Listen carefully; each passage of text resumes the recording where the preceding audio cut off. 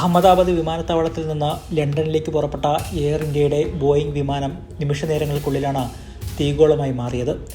230 യാത്രക്കാരും 12 ജീവനക്കാരും ഉൾപ്പെടെ 242 പേരാണ് വിമാനത്തിൽ ഉണ്ടായിരുന്നത്. നിരവധി പേരുടെ മരണത്തിന് ഇടയാക്കിയ സംഭവം രാജ്യത്തെ ഞെട്ടിച്ചു. ഇന്ന് ഉച്ചയ്ക്ക് 1:39 ദുരന്തം. സാങ്കേതിക തകരാറാണ് അപകട കാരണം എന്ന് പറയുന്നുണ്ടെങ്കിലും വിശദമായ അന്വേഷണം നടക്കും. തകർന്നു വീഴുന്നതിന് മുമ്പ് വിമാനത്തിൽ നിന്ന് ഒരു മെയ്ഡേ കോൾ വന്നിരുന്നു. ഇതിനുശേഷം ഏവിയേഷൻ കൺട്രോൾ സെൻറ്ററിൽ നിന്ന് പൈലറ്റിനെ ബന്ധപ്പെടാൻ സാധിച്ചില്ല. തൊട്ടു പിന്നാലെ വിമാനം മേഘാനി നഗറിലെ കെട്ടിടങ്ങൾക്ക് അടുത്ത് തകർന്നു വീണു.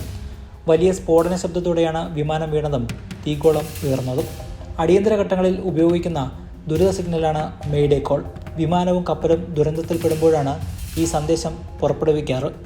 1920കളിലാണ് ഈ പദം ആദ്യമായി ഉപയോഗിക്കപ്പെട്ടത്.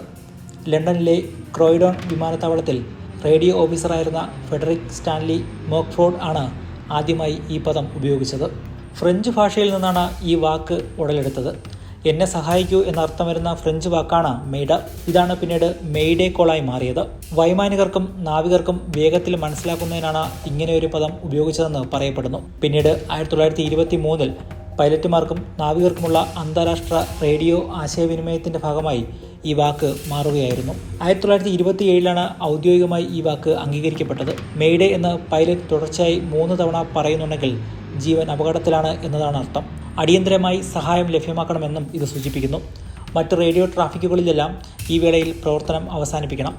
എയർ ട്രാഫിക് കൺട്രോൾ മെയ്ഡേ കോളുകൾക്ക് ആദ്യ പരിഗണന നൽകണം. ഇത്തരം വേളയിൽ വിമാനം എവിടെയാണ്, എന്ത് പ്രശ്നമാണ് നേരിട്ടത്, എത്ര പേർ വിമാനത്തിലുണ്ട്, എന്ത് സഹായമാണ് ആവശ്യം തുടങ്ങി എല്ലാ കാര്യങ്ങളും ഈ വേളയിൽ പൈലറ്റ് ATCക്ക് കൈമാറണം. ദ്രുതഗതിയിൽ സഹായ സംഘങ്ങൾ സംഭവ സ്ഥലത്തേക്ക് എത്താനുള്ള നടപടികൾ ഈ വേളയിൽ ATC സ്വീകരിക്കണം.